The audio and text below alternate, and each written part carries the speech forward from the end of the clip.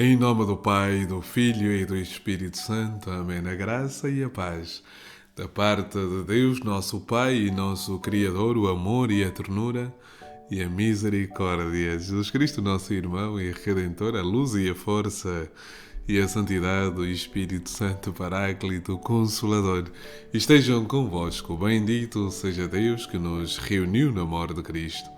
Caríssimos irmãos e irmãs, sejam todos muito bem-vindos ao programa Palavra para o Teu Dia da Comunidade Lux Divina. Aí onde você está neste momento, na circunstância concreta do seu dia, com ideias claras e distintas, ore connosco ao Deus da vida, ao Senhor dos Senhores, aquele que ilumina o nosso coração, aquele que caminha connosco, aquele que está sempre ao nosso lado, aquele que nos faz vencer as dificuldades, obstáculos que surgem ao longo da nossa caminhada. Oremos. Ó Jesus, vivente em Maria, vindo viver e reinar em nós, consagra-nos hoje e sempre a sabedoria para vivermos só para vós. Vós que viveis e reinais com o Pai, na unidade do Espírito Santo, por todos os séculos dos séculos. Amém.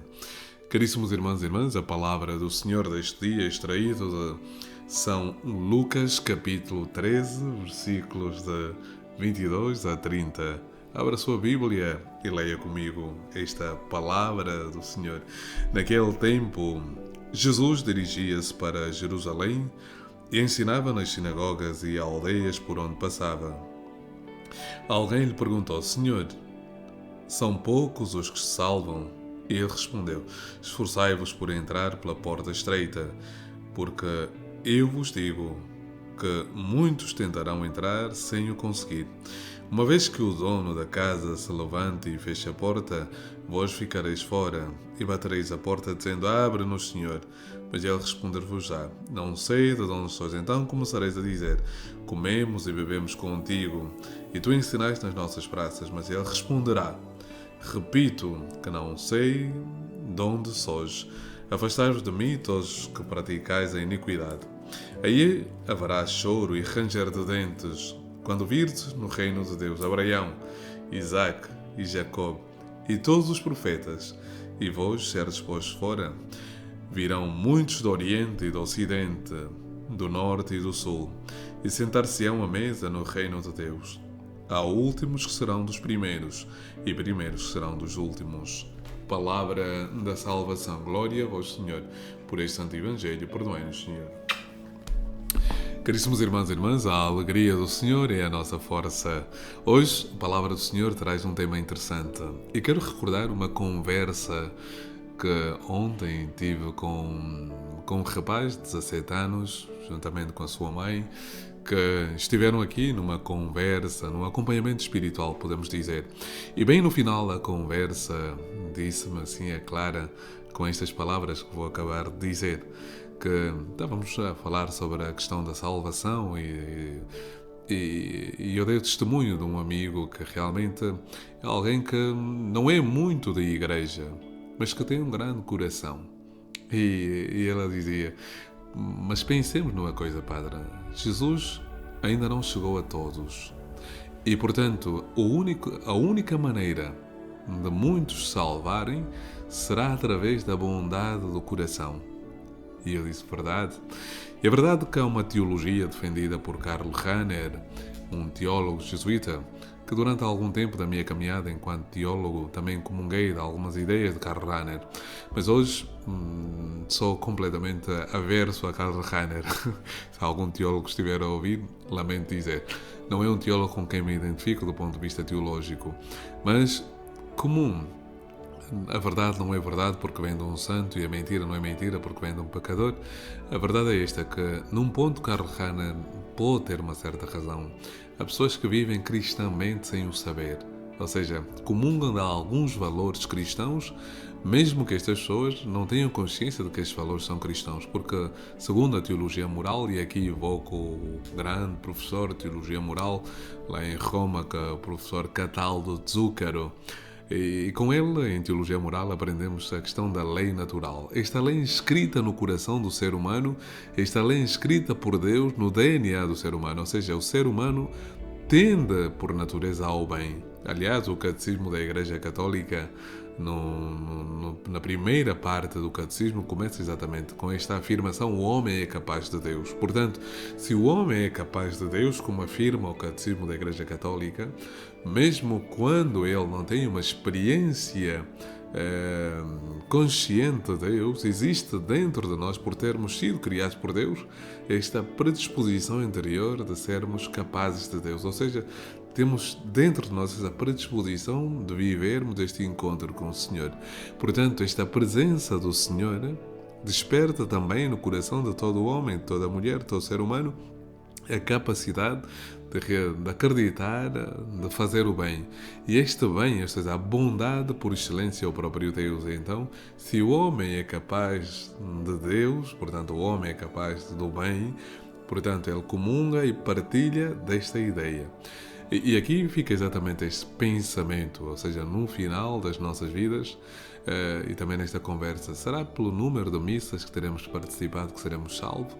Ou será por aquilo que a missa realiza em nós? Ou seja, a capacidade de sermos bons à maneira de Jesus. Ou seja, a missa, que é o sacrifício incruento de Cristo Jesus na cruz, ou seja, percebemos que a Eucaristia predispõe o meu coração a ser como Cristo. E, portanto, esta predisposição fará assim que eu tenha atos de bondade, que eu seja bom à maneira de Jesus. Lembrem sempre da parábola do bom samaritano. Passava um sacerdote que é apressado pelo templo a oferecer o sacrifício, e o levita que ia ajudar o sacerdote a realizar o sacrifício, e ia um samaritano que não sabemos para onde ia, mas de certeza que não ia para o templo de Jerusalém, onde se ofereciam os sacrifícios, porque era um samaritano. E, no entanto, este samaritano é aquele que exprime a bondade e a proximidade daquilo que deve ser o próximo, ou seja, daquilo que deve ser o semelhante, daquilo que deve ser o Cristo na vida concreta de cada um. E o samaritano é exatamente o exemplo de que, no final das nossas vidas, o Senhor nos julgará pela nossa capacidade de amar. Amar a maneira de Jesus Cristo. É isso que o Senhor os pede. E então aí você me pode dizer, então, mas não é importante ir à Eucaristia? Claro que é importantíssimo, porque a Eucaristia predispõe na tua vida esta realidade de ser a maneira de Jesus Cristo, de viver a maneira de sentir o amor de Deus. Não existe nada, acredite, meu irmão e minha irmã, mais bonito, mais profundo que sentir a presença de Jesus. Então, ou seja, não sou cristão porque quero ser salvo. Eu sou cristão porque sinto o amor de Deus. Eu sou cristão porque sinto o amor de Deus na minha vida e porque amo o Senhor. Então são duas coisas diferentes. Ou seja, a Eucaristia que eu desejo e vivo é consequência do amor de Deus por mim e do amor que tenho por Deus. Não sei, há esta relação, ou seja, dialógica, usando uma expressão filosófica, esta relação, ou seja, por um lado, a Eucaristia é o sacramento da salvação, porque ele salva, coloca-me em comunhão com o Senhor. Por outro lado, é o sacramento do amor, ou seja, porque ele exprime o amor de Deus por mim e, ao mesmo tempo, é a expressão do meu amor por Deus. Ou seja, na Eucaristia acontece, vou usar de maneira analógica, ou seja, usando uma metáfora, e sabemos que a metáfora é a aproximação à realidade. Portanto, usando esta metáfora de que naquela imagem que encontramos na Capela Sistina, em que o dedo de Deus toca o dedo da humanidade, ou seja, na Eucaristia acontece esse toque. Deus toca o homem e o homem toca Deus. Então há esta relação, há esta comunhão. E quando olhamos o texto que acabamos de ouvir, capítulo 13, versículo 22, nós percebemos exatamente isto. Quando Jesus fala, esforçai por entrar pela porta estreita, esforça-te por amar o Senhor. Há situações que te farão com que tu não ames o Senhor. Quero dar este testemunho. Este rapaz, que é realmente para mim um testemunho, que está a passar por uma situação, mas também de doença, mas o Senhor é poderoso e como através dele o Senhor também toca o meu coração e faz ver que realmente a fé é aquilo que salva. E quero lembrar a última frase do Evangelho de domingo, quando Jesus diz a Bartimeu: vai, a tua fé te salvou. E devo dizer que a fé deste rapaz, da sua mãe, é realmente um testemunho e devemos aprender muito. E o Evangelho vivo é isto, caríssimos irmãos e irmãs. Às vezes interpretamos que é a quantidade de orações que fazemos, é a quantidade de missas que participamos e o nosso coração e o amor. Às vezes vamos à missa, mas tratamos mal as pessoas. Às vezes vamos à missa e somos indiferentes ao sofrimento do outro. Às vezes rezamos e acabamos de rezar e somos maus uns para os outros. Que porta estreita estás a viver? Não, a porta estreita é esta capacidade de amar a Deus e ao próximo à maneira de Jesus. Meu irmão e minha irmã, abre o teu coração, deixa-te tocar por Deus. E quanto mais viveres a Eucaristia com amor, mais o Senhor fará que tu sejas uma pessoa capaz de transmitir o amor de Deus. E quanto mais transmitires o amor de Deus, mais a humanidade será transformada.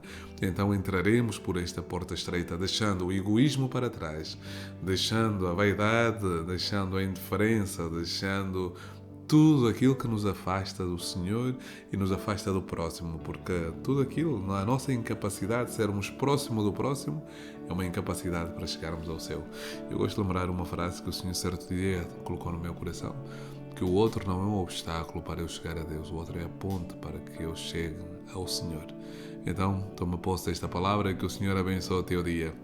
O Senhor esteja convosco e Ele está no meio de nós. Abençoe-vos Deus Todo-Poderoso, o Pai, o Filho e o Espírito Santo. Amém. A alegria do Senhor é a nossa força.